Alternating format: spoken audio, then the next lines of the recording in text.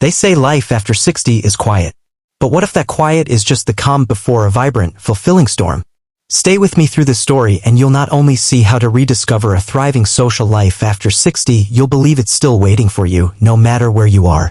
Let me tell you something. As a doctor who has spent over 3 decades listening to patients, many well into their 70s and 80s, loneliness is the most silent illness we never diagnose properly. Not the kind that comes with a fever or a broken bone, but the kind that sinks deep into your heart and convinces you that maybe no one cares. And that is simply not true.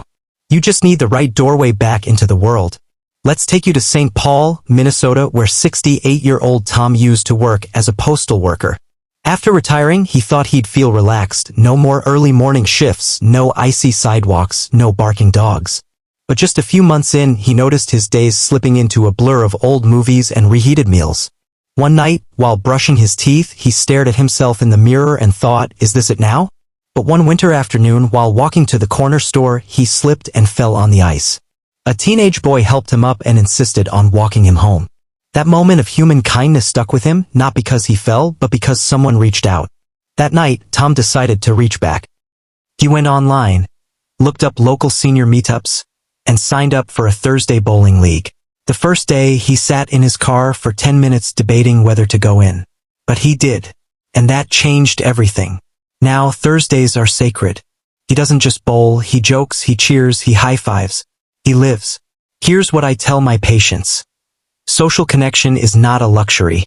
It's a biological need. The human brain is wired for it. It lights up when we talk, hug, laugh, listen. You are not designed to spend your later years fading away. There's Martha in Scottsdale, 73, who took a free watercolor class at the community center and now runs a monthly art show featuring other seniors. There's Gary, 66, in Virginia, who started a backyard storytelling group every Sunday. No phones, just chairs, coffee, and tales. These stories are real, and they prove something powerful. It only takes one decision to change everything. And you don't need to be rich, young, or tech-savvy to make that decision. Start small. Walk. Wave to someone. Compliment their dog. Pick up a local paper and check the events section. Look for coffee mornings, volunteer drives, garden clubs. If it doesn't exist, start one. You have decades of skills that others can benefit from.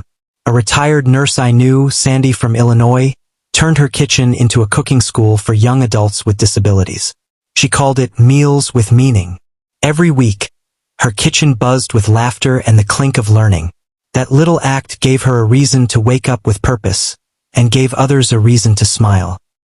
Here's what often surprises people. Younger generations want to connect with older adults. They crave wisdom, grounding, stories from a time before smartphones. You are not out of touch. You are the missing touch. And don't forget the power of tech. I helped 79-year-old Dolores create a Facebook group for her apartment complex. At first, it was just reminders about trash pickup. Now, it's birthday shout-outs, recipe exchanges, and carpool requests. Social life after 60 looks different, yes, but different can be better. It's not driven by status or ambition. It's fueled by curiosity, kindness, humor, and shared interests. Here's a little mental trick. Become a connector. Find people who don't know each other and introduce them. Invite 2 neighbors over for tea. Send out postcards. Organize a movie night. Every small gesture becomes a brick in your new foundation. And I want to emphasize this. Your story isn't finished. In fact, this chapter may be the one with the most laughter, the deepest conversations, and the friendships that don't just last but matter. When you choose to reconnect, you gain more than companionship. You regain confidence, vitality, and emotional resilience. Studies show that socially connected seniors have lower risks of cognitive decline, depression, and even chronic illness. And for those watching this in pain, thinking you've missed the boat, hear this from me, a doctor who's seen thousands of cases. You have not missed anything. The boat is always at the dock. You just have to take the step. In your 60s, you have something special, perspective. You know what truly matters. You're not chasing shallow goals. You're ready for real, soulful connection. That is your superpower. So here's your prescription, not from a pharmacy, but from the heart. 1 dose of bravery, say yes to something new. One spoonful of consistency, keep showing up. One pinch of vulnerability, share your story. One generous helping of kindness, listen to others. That combination? It's the cure for loneliness. It's the recipe for a social life that flourishes well past retirement. Now take a breath. Think of one thing you can do today. A walk. A call. A hello to a neighbor. Don't overthink it. Just begin. Momentum is medicine. And if you've watched this far, that tells me one thing: you want more. You're ready. And I promise you, what's waiting out there is more beautiful than you think. Your heart is not done beating to the rhythm of laughter, friendship, and meaning. Go on. Reconnect with the world. It's waiting for you with open arms and a full coffee pot. If there's one thing to take away from this, it's that life after 60 doesn't have to be quiet or lonely. It can be full of laughter, connection, and new beginnings. You just have to take the first step. That step might feel small, like saying hello to a neighbor or trying out a local event, but it can open a whole new chapter. We heard about Tom, who turned a fall on the ice into a fresh start with a bowling league. About Martha and her watercolor classes, Gary and his backyard storytelling, and Dolores with her online community group. None of them waited for life to come to them. They made a move and life answered back. You don't need fancy tech skills, a big budget, or a packed calendar to build a meaningful social life. What you need is a little courage to try, a little consistency to keep going, and a big heart that's open to connection. Loneliness may feel like a quiet ache, but connection is powerful medicine, and it's always within reach. Whether it's volunteering, joining a club, or simply inviting someone over for tea, these moments matter more than you think. So start today. Smile. Show up. Reach out. Because the world still needs your stories, your wisdom, and your warmth. And the beautiful truth? It's all still out there waiting for you to come back to it.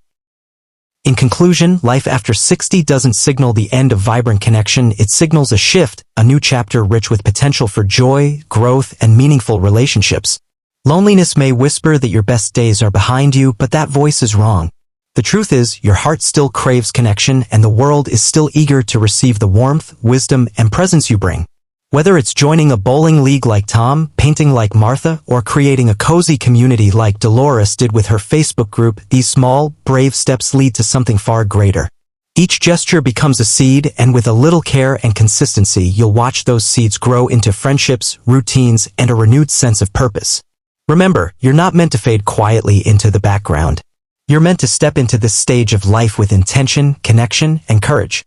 This isn't the winding down of your story, it's a bold, beautiful new act where the stakes are real, the relationships are deep, and the rewards are lasting. And if you're feeling hesitant, just start with one action. Smile at someone, pick up the phone, or write a note. Each act of reaching out is a vote for life, for presence, for joy. It's how the storm of vibrance begins, quietly with a choice. So take the first step. The world isn't done with you, not by a long shot. In fact, it's waiting for you to come back in, share your light, and live fully, richly, and joyfully. You still belong, and you are still deeply needed.